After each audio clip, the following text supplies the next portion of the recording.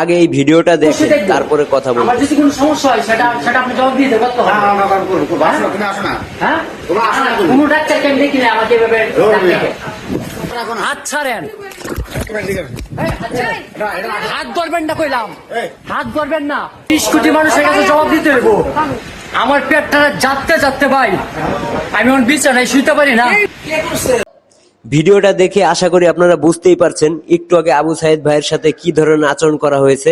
আবু সাইদ ভাই বলতেছে বাইরে থেকে দুজন লোক এসে তার পেটে এমন ভাবে চাপ সৃষ্টি করতেছে, আবু সাইদ ভাই খুবই ব্যথা পাচ্ছে।